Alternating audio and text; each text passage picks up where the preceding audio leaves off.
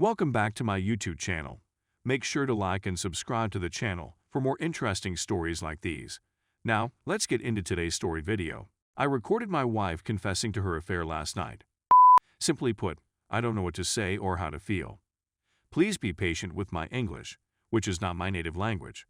So I've been married to this lady for 2 years, and we've been in a serious relationship for 10 years. We have a long-distance relationship. Every year, I get to visit her for 2 months. For years, I've been dubious about her friendship with a specific male buddy. I just discovered that they were having an affair. Needless to say, it utterly annihilated me. My wife informs me that she has been burdened with shame and regret for the previous 3/4 months. The weird part is that she acknowledges that they were merely pretty close friends before our marriage, but things went awry after our marriage. I'm not sure whether I'm in a hole or not. Perhaps I am. But I discreetly videotaped our chat last night, and she plainly admits to everything. I'm not sure why I did it. We've definitely discussed divorce, but since we don't have children, it should be very painless if we go through with it. She is also guaranteed that once the divorce is finalized, she would not make any demands on my part. So I doubt I'll ever have to prove her adultery in court. Nonetheless, I recorded her confession. Thank you for putting up with my foolish and boring statements. I just needed to get this off my chest. Story 2. Cheating fiancé raises the bar on cheating. It was just revealed that my now wife cheated on me years ago. It occurred while we were together on a weekend away with some of our close friends. Just after we were engaged. At the time, the person with whom she cheated was someone I would have called a friend. He wasn't as connected to the group as the other 8-9 individuals we were with at the time, but on the surface, I'd call him a buddy. Furthermore, he is the brother of one of my wife's greatest friends, who was also there this weekend. We went abroad with several of our best friends. We were all in our late 20s. We did this together very often. We'd spent the day and early evening drinking and socializing. Then, a few hours after we had BBQ'd some meals, a buddy and I realized we needed additional supplies. I planned a dash to the store while my sober pal drove. Just as we were ready to depart, I was informed that my fiancé had gone to the shop with the subject, seemingly sneaking off when there was no reason for being secretive. Unless, I was informed he was reportedly sober and safe to drive to the shop, and she needed smokes. She wasn't a smoker, but she did consume on occasion while inebriated back then. When I heard this, I was overcome with the most unsettling sensation of apprehension. Not just because of the circumstances, but also because of a deep intuitive gut sense. I've never been a particularly insecure, jealous, or dominating person, though I'm sure it has altered on some levels since then. I called her to make sure they had ice on top of whatever else they were going to get. There was no response. I tried his phone number, but there was no answer. Other friends tried contacting them to tell them to get bags of ice, but they didn't respond. By then, it was apparent that I wasn't the only one who saw a possible problem here. Unease was visible on her and my friends' faces after many efforts to phone each of them failed.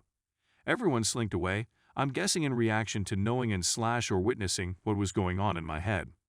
The awareness that I was not the only one connecting connections here was intolerable. Some points were circumstantial, while others were simply driven by institution and were much too significant to ignore. I recall dialing her phone 20-30 more times and pacing around the side of the house where we were staying like a F. I went from having a very wonderful time with my closest friends to living in a dreadful dream with nothing to base my decisions on other than unanswered phone calls, institutions, and the expressions on a handful of our friends' faces when their calls were also ignored. She had been gone for more than an hour. The shop is just around 10 minutes away. Again, this occurred years ago. I was just made painfully aware that she did, in fact, cheat that night, which she affirmed by stating so but then playing dumb on the facts and fumbling on the excuses for why those information are too foggy to reveal. While it indicates a lot about her character, or lack thereof, it seems fair to conclude that my receiving it and not walking away that night, I likely only enhanced her resolve to dishonesty. When she returned, I confronted her. He discreetly dropped her off and went so she wouldn't have to face me the rest of us after what they had just done. After failing to communicate that night, I retreated inside my thoughts and consumed massive quantities of whiskey and THC in an attempt to alleviate this terrible sensation. I'll never forget waking up the following morning with her next to me, understanding it wasn't all a horrible dream. If my suspicions are correct, this lady is the world's most sociopathic ever. doing what I believe she did, and then laying in bed next to me the same night? Even though I put myself into denial, I always knew something horrible had happened, but I shut it off in my head, probably as a weak protection mechanism. We had such a lengthy and deep connection at the time, 8 years, 6 years living together, just engaged, that she slept next to me in bed hours later. I couldn't get my brain around the idea that she was capable of doing anything that outlandish, so I convinced myself that the reason it appeared so incredibly unintelligible and messed up was because it was all in my imagination. I gradually convinced myself that I had recalled an exaggerated version of events for whatever reason. But in the days and weeks that followed, I continued contacting her about it. I was told I was incorrect, that I was insane for even considering it. That was the story from the minute she returned after betraying me so shamelessly until days ago, when it rose to the surface, to the point where I was informed I am crazy for making such claims. She even brought it up while we were hanging out with her friend, his sister, saying, "Can you believe he thinks I'd genuinely do anything like that? Come on." I'll never forget how he used his sister as a pawn to conceal her conduct from me and persuade me I was insane. She kept it a secret from her friend until I found out for sure. If I were this buddy, she'd be dead to me.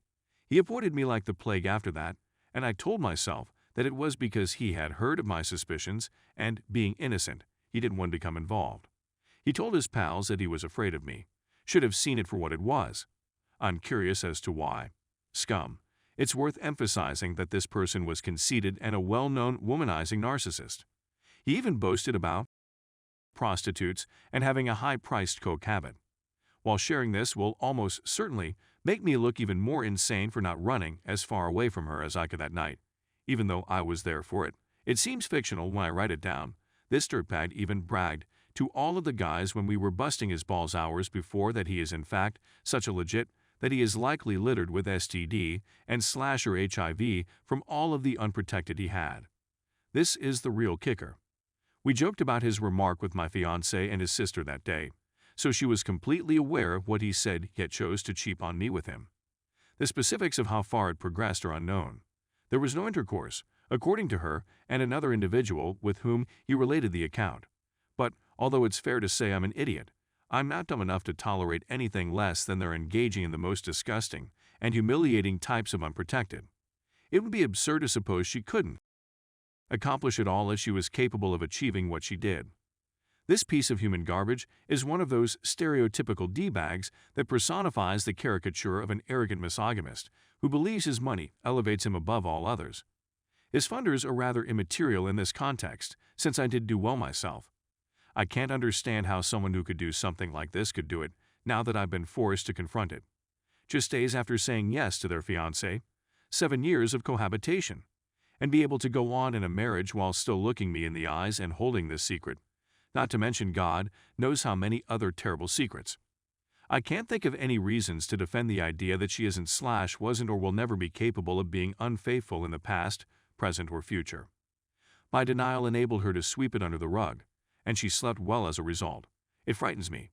I don't know how to absorb this stuff if a fiancé can cheat while spending a weekend away with close friends and do it in such a casual and reckless manner that everyone there is uncomfortable forced to see these red flags.